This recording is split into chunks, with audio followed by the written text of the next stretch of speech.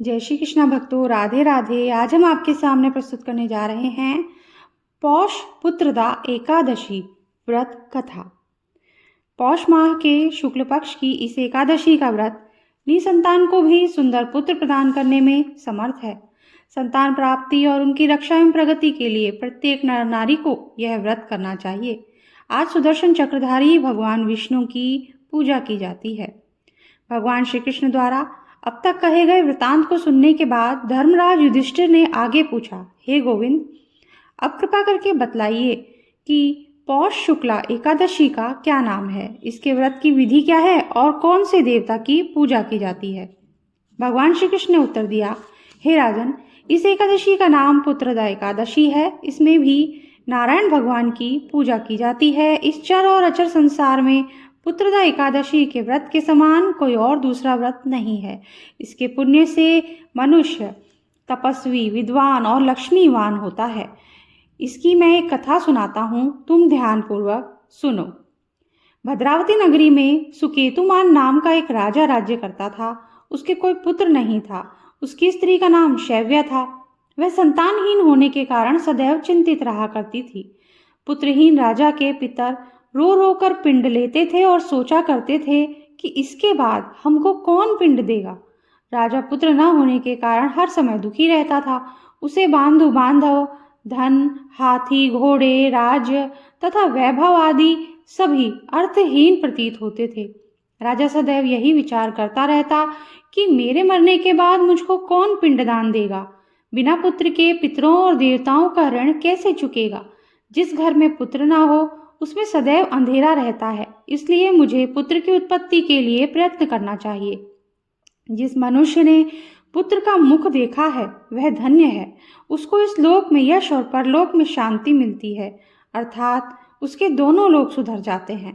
पूर्व जन्म के कर्म से ही इस जन्म में भी पुत्र, धन आदि प्राप्त होते हैं। राजा इसी प्रकार रात दिन सोचा करता और चिंतित रहता। राजा ने अपने शरीर को त्याग देने का भी विचार किया, परंतु आत्मघात को महान पाप समझकर उसने ऐसा नहीं किया। एक दिन राजा अपने घोड़े पर चढ़कर वन को चल दिया और पक्षियों व वृक्षों को देखने लगा। उसने देखा कि वन में मृग, व्याघ्र, सूअर, सिंह, बंदर आदि अपने बच्चों के साथ भ्रमण कर रहे हैं।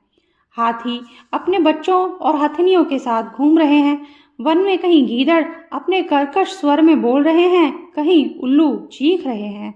वन के इन दृश्यों को देखकर राजा को अपने पुत्रहीन होने का दुख और अधिक पीड़ा देने लगा।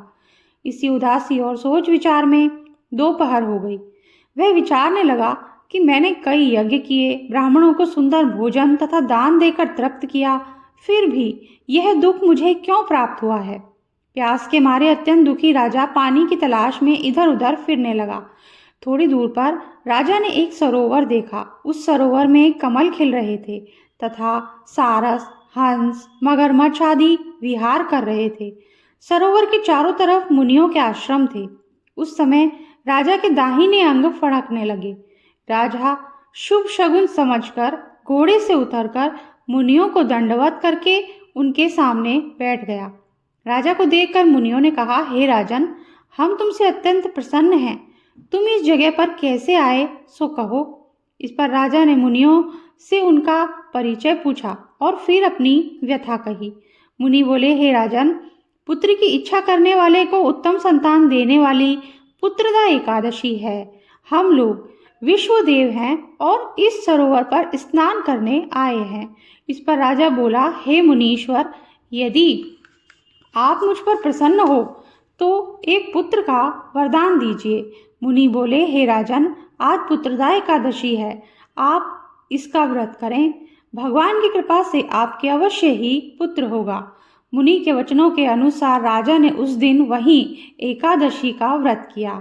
वहीं द्वादशी को उसने व्रत का पारायण किया और मुनियों को प्रणाम करके अपने महल को वापस चला आया। उसी मास रानी ने गर्भ धारण किया और 9 माह के पश्चात उसके एक उत्तम पुत्र पैदा हुआ, जो बड़ा होकर अत्यंत वीर, यशस्वी और प्रजापालक चक्रवर्ती सम्राट बना। भगवान श्री कृष्ण बोले, हे राजन, पुत्र प्राप्ति के लिए पुत्रदा एकादशी का व्रत करना चाहिए। इस व्रत के करने वाले यशस्वी और पितृभक्त पुत्र को पाते हैं।